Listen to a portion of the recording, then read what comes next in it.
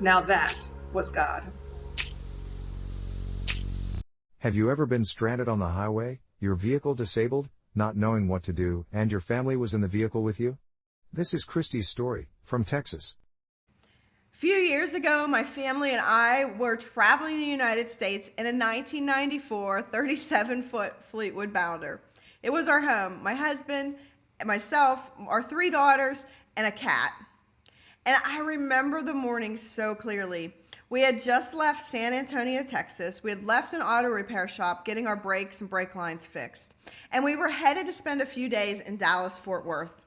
And as we got a later start than usual because we were at the repair shop that morning, but we hummed along that 8 or 10 lane highway right outside of Dallas, probably 20 minutes from our destination. And I remember looking at Matt's face just to make sure he was okay as he was driving. And I saw this pure look of concern wash over his face. And I looked at him and I said, "Did we lose our brakes again?" He said, "No, I have brakes. I just don't have any gears." And with that, we quickly found a way to get off of the highway and onto the shoulder of the road. And my heart sunk because I just knew that we lost our transmission in our RV and what at that time was our home. It was about 10 o'clock at night. And I started to think, here we are stranded in the middle of Dallas, Texas with no car, all these kids, a cat, a transmission that's probably gone, and we confirmed that was the problem. It's 10 o'clock at night. What are we going to do? And then God reminded me that just a couple weeks earlier when we were planning our route, we were going to leave San Antonio and go through Big Bend National Park. And I just had a gut feeling that we shouldn't do that.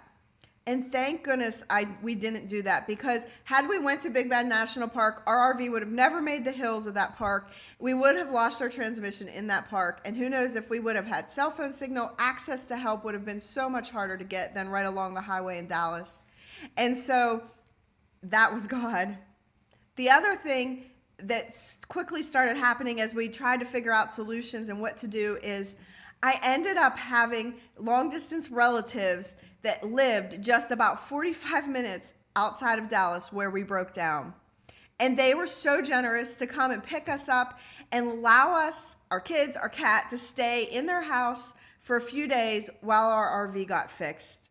Now that was God. We could have broke down anywhere else in the United States and maybe not had any help. We had no vehicle or anything. The other thing that happened was we bought Good Sam towing coverage when we started RVing. We paid some minimal amount, like $89 a year. We ended up being towed in our 18 months of travel 5 or 6 times. And that one $89 investment saved us thousands of dollars in tows. It allowed us to get towed to a Walmart parking lot at 10 o'clock at night and then to get towed again the next morning to the repair shop. Now that was God. God's provision in our travels, I could continue and tell you story after story, but there were so many now that was God moments where he showed up and we knew that he saw the bigger picture and he was always there even when we didn't know what was coming and we didn't know how to fix it. Now that was God. God showed up for Christie and her family. They didn't know what to do at first, but God showed them the way, and they listened. Remember, in a crisis, keep calm and listen for God's direction. He is there with you and will guide you. The Lord says, "I will guide you along the best pathway for your life. I will advise you and watch over you." Psalm 32, verse 8. There is no one holy like the Lord.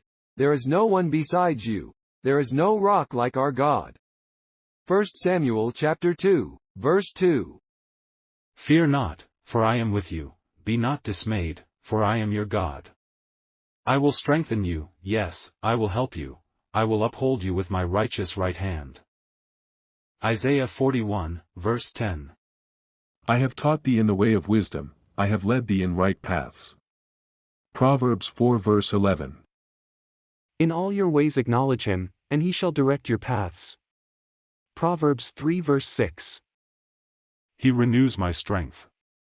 He guides me along right paths, bringing honor to his name. Psalm 23 verse 3.